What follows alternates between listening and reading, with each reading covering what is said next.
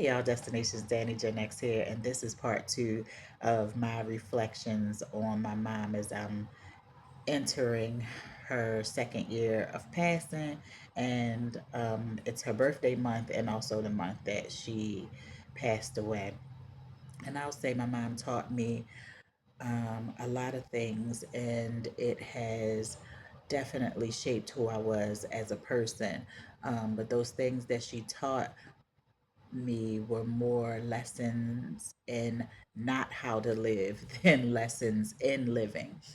One of the things is having a victim mentality. I didn't know much about my mother because she did not really share her life. She only shared parts of her life where she believed that she was the victim or she was the victim. I don't want to, and I'm saying she believed because, these things aren't things that I actually witnessed. They're things that she told me about. And it was always a conflict with her mother and what her mother did to her, what her mother said to her, what her mother didn't say to her.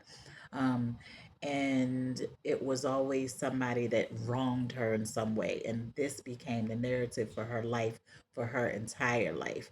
Um, I can repeat stories verbatim of who did wrong to her, but I can't tell you like any highlights of her life or anything that she felt was good in her life.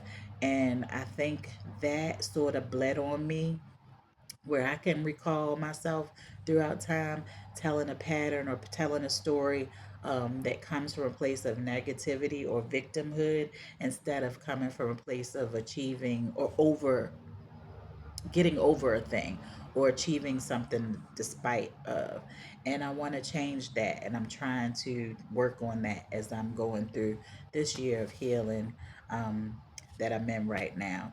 And I think my mother also taught me how to not date how she dated, because I never saw her in a relationship where she seemed to be happy or getting something that she needed or that she wanted in the relationship. All of her relationships seemed unfulfilled to me, including the relationship with my dad. And I just knew I did not want to be in that space as it related to love. And I think that's probably where I got a lot of my dating style when I was in my 20s. Um, in that if I wasn't receiving something that I felt I needed or wanted, I would just leave the relationship quickly because I'd rather be alone than be feeling like I'm begging to feel safety or to feel loved or to feel, I don't know, just happy in a relationship. And again, I don't know if that was to my detriment. Sometimes I could have given up on a relationship too fast because I was so hell bent on not having what my mother had or making sure that my relationships didn't turn out like hers did. Another thing that I learned from my mom is to wear my struggle as a badge of honor.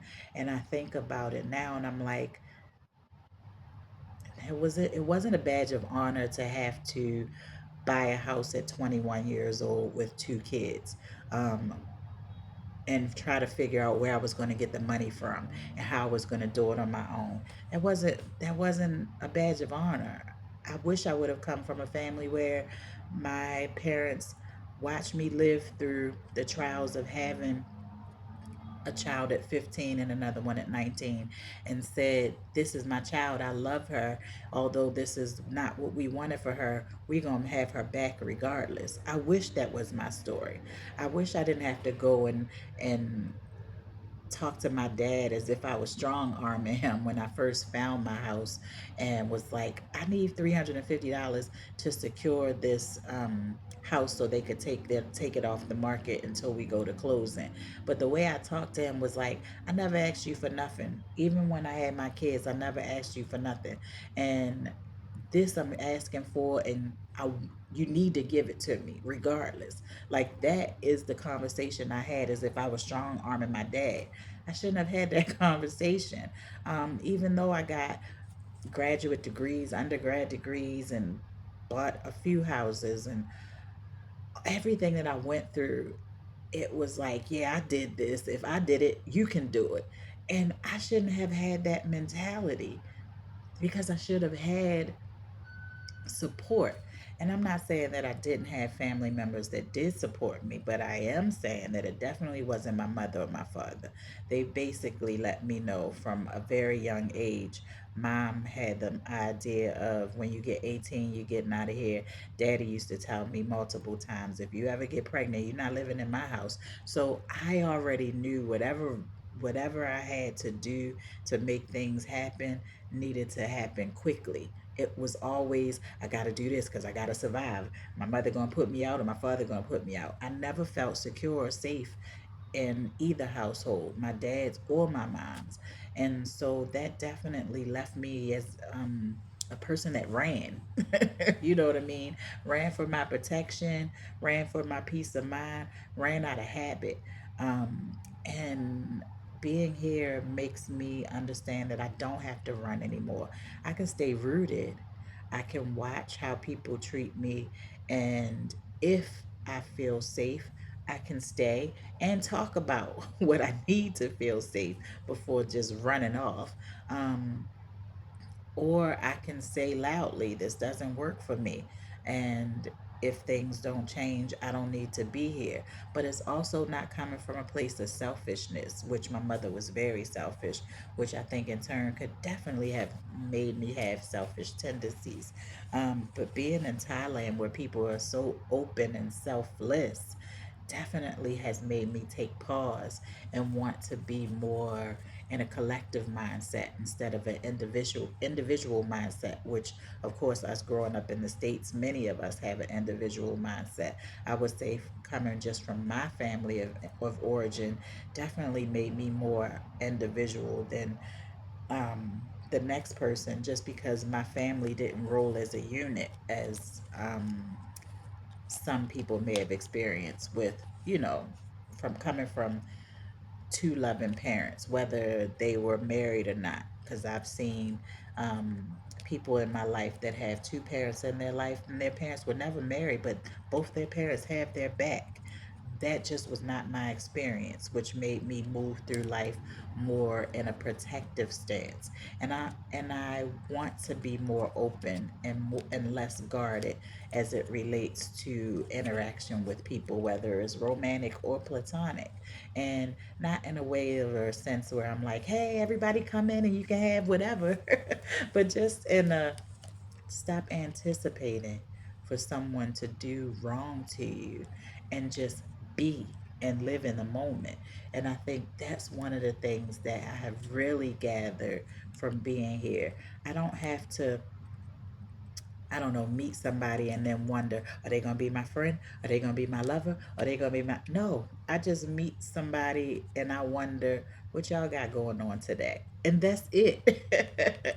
I think my mother was always anticipating the other shoe to drop. And that probably had me living like that for a long time, just anticipating the other shoe to drop. I'm not doing that anymore. I am living moment by moment and appreciating moment by moment. And I think coming here definitely was probably the best place for me to start this world hop. And the only reason why I say that is, again, because of the culture and the people. They're so nice, they're so friendly, they're so giving, they're so willing to help. Um, and so it puts my guard down. It makes me start to drop my shoulders and relax a little bit. And it makes me just sabah, like they say, um, which is the same as say la vie, or just live, just relax, just go with the flow. Um, and so as I am, I guess, honoring her passing this month, I'm looking at her life and my life as her mother through a, or as her daughter through a different lens, and just understanding again that although she didn't mother me as she should, it doesn't mean that now I become a slave to trauma and what's the whether another word I want to use, like just poor communication or poor ways of being around and with people because of her. I'm hoping that whatever is in me that's striving to be a higher, elevated, more emotionally mature person could be from the good that lived in her that maybe I didn't see. I mean, because she had relationships, um, and people were in her life for years. So clearly she had something that was valuable. I just didn't see what that was as a daughter. But I will say, because I'm her, whatever good shows up in me when I'm interacting with people have to be from her. um, I know that she's with me as I'm going through this journey now. And she's probably saying, yeah, girl, I'm sorry for everything that I put you through. Um, and I can say that I'm no longer in a place of just holding so much resentment towards my mother. I can understand that people are complex. And although she couldn't give me what I needed, it doesn't mean that I have to live in this world not giving myself what I need. And that is accepting her for who she was, understanding that all parents aren't perfect, my parent included, and that I can forgive her for her shortcomings in order for my life to look, feel, be better. So, as you're thinking about where you want to head as you're leaving the U.S. or wherever your home country is, think about what you want to leave behind that may not serve you, especially for your purpose of getting around to other countries and having to deal with other cultures and the way their society moves, because holding on to a rigid mindset and maybe an unhealthy mindset and an unhealthy way of communicating probably won't serve you well in these international streets. And be open to change. I remember somebody asked me a few months ago, would I date younger? And I was like, no. I said, when I tell you I said that with my chest, and I meant that, no. But I think that was the US mindset that I was coming with, and my um interactions with younger men, because younger men stayed in my face, and I just was not interested in the US. But I also understand if it's a younger man out here in these international streets, his mindset is probably not like someone that's in Atlanta, where I've been for the last 26 years. His mindset is probably much different than that, and probably more on my speed. So, and I'm just using it as an example. I'm not saying every young man come hit me up. That's not what I'm saying. But what, but what I am saying is that's one of the mindsets that I'm changing. And I don't know what the limit is. I would say just a couple of months ago, if you would have asked, I probably would have said I wouldn't date anybody 3 or 4 years younger than me, and maybe 5 years older than me. But after I thought about that, I realized number one, an older guy probably has more of a rigid mindset and probably an old fashioned mindset. And I don't want to battle people that can't change their point of views, especially as it relates to sex. And I'm not talking about the act, I'm talking about males versus females, men versus women, and how women should be treated or respected. I don't know if I want to deal with that. And I think a lot of older people are very rigid in their mindset. And me having millennial kids and working with clients that are from Gen Z all the way to before baby boomers, I just understand that rigid mindsets are not the most healthiest. So maybe a younger person probably is more suited to to match me because I have a more adventurous mindset. I'm out here running these international streets and trying things I never tried, like taking part of a big water fight that I never thought I would do in my life with dirty water coming from the moat in the middle of Old City. But that's another story for another day. um, and so yeah, just I'm more flexible. I still don't think I would date outside my race just because inherently I think I'm just attracted to my people. And I don't think there's nothing wrong with that. But um I definitely will open my mind to more of like what I what I'm attracted to or what I usually go for or what we all have a type.